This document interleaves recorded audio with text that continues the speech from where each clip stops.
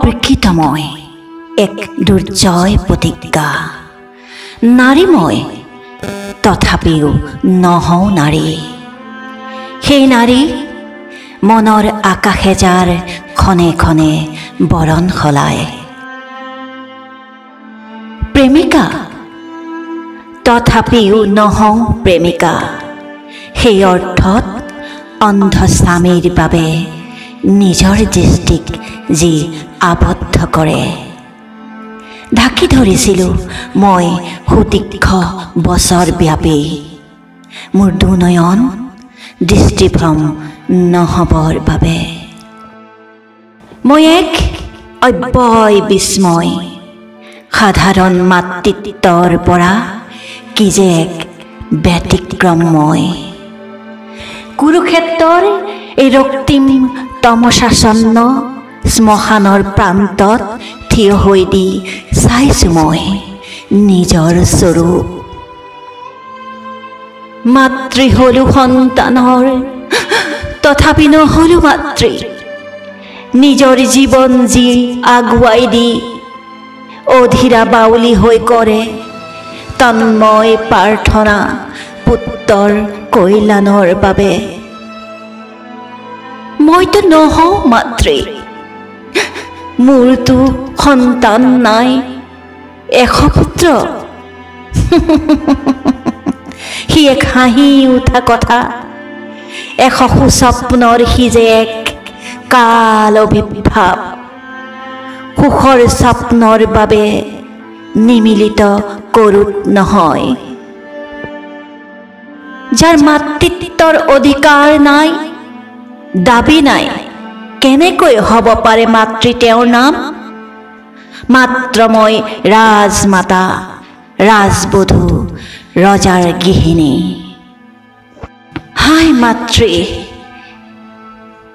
কি যে এক প্ৰশান্ত সমাহিত সুগভীৰ বিদ্যুৎ বৰণী অৰ্থ।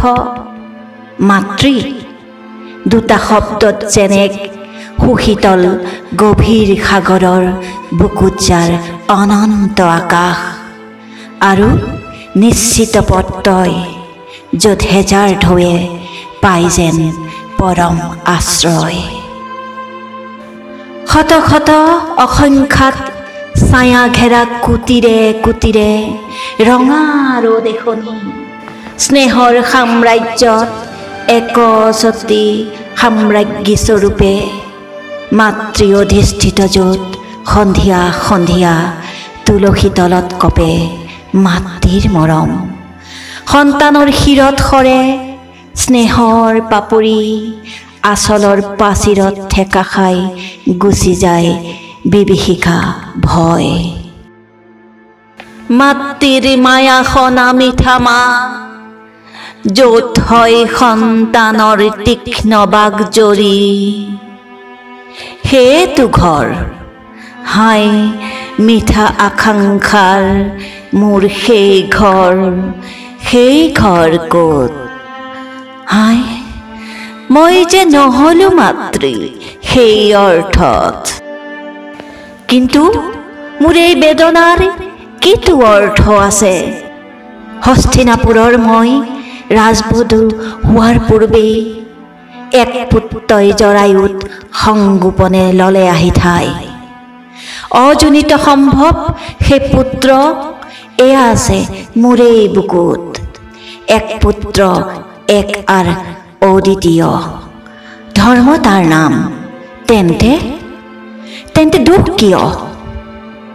ঘৰত জ্বলিছে মোৰ একখন চিতা জুই, একখন কপালত শ্মশানৰ মহাশূন্যতা।